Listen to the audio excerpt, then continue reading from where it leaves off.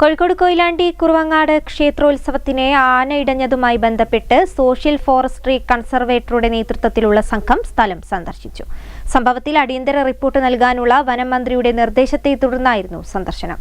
പ്രാഥമിക റിപ്പോർട്ട് വൈകിട്ടോടെ സമർപ്പിക്കുമെന്ന് സംഘം അറിയിച്ചു. കൊയിലാണ്ടി മണക്കുളങ്ങര ക്ഷേത്രത്തിലെ ഉത്സവത്തിനെത്തിച്ച ആനകൾ ഇടഞ്ഞതിനെ തുടർന്ന് 3 പേർ മരിക്കാനിടയായ സംഭവത്തിലാണ് അന്വേഷണവുമായി ബന്ധപ്പെട്ട് സോഷ്യൽ ഫോറസ്ട്രി കൺസർവേറ്ററുടെ നേതൃത്വത്തിലുള്ള സംഘം സ്ഥലം സന്ദർശിച്ചത്. ജനങ്ങളും ആനകളും തമ്മിൽ മതിയായ അകലം ഉണ്ടായിരുന്നുവെന്നാണ് വിലയിരുത്തൽ. 2 ആനകളെ എഴുന്നള്ളിക്കാൻ അനുമതി ലഭിച്ചിട്ടുണ്ടെന്നും നാട്ടാന പരിപാലന ചട്ടം ലംഘിച്ചിട്ടുണ്ടോ എന്നതടക്കം പരിശോധിക്കുമെന്നും കൺസർവേറ്റർ അറിയിച്ചു. ഉത്സവ നടത്തിപ്പിൽ വീഴ്ച ഉണ്ടായിട്ടുണ്ടെങ്കിൽ കർശന നടപടി സ്വീകരിക്കുമെന്നും സോഷ്യൽ ഫോറസ്ട്രി കൺസർവേറ്റർ ആർ കീർത്തി അറിയിച്ചു. സംഭവത്തിൽ അടിയന്തര റിപ്പോർട്ട് നൽകാനുള്ള വനം മന്ത്രിയുടെ നിർദ്ദേശത്തെ തുടർന്നായിരുന്നു സന്ദർശനം. പ്രാഥമിക റിപ്പോർട്ട് വൈകിട്ടോടെ സമർപ്പിക്കുമെന്നാണ് അറിയിപ്പ്.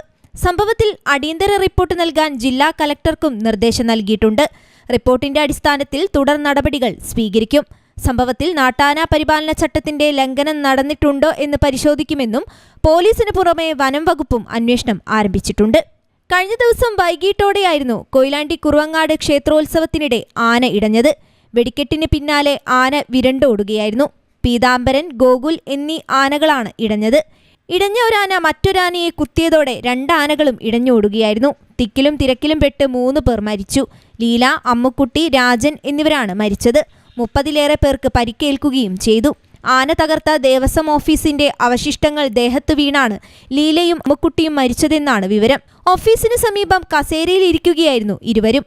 എഴുന്നള്ളി തുടങ്ങാനിരിക്കെ പടക്കം പൊട്ടിച്ചപ്പോൾ ആന പരിഭ്രമിക്കുകയും അടുത്തുണ്ടായിരുന്ന 2ാമത്തെ ആനയെ കുത്തുകയുമായിരുന്നു. ഇതോടെ 2 ആനകളും പരിഭ്രമിച്ച് ഓടി.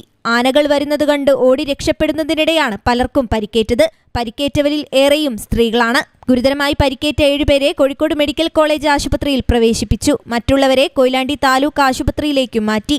അതേസമയം കൊയിലാണ്ടി നഗരത്തിലെ 9 വാർഡുകളിൽ ഇന്ന് ഹർത്താൽ പ്രഖ്യാപിച്ചു. സർവകക്ഷി യോഗമാണ് മരിച്ചവരോടുള്ള ആദരസൂചകമായി ഹർത്താലിന് ആഹ്വാനം ചെയ്തത്. News bureau, Koyilandy.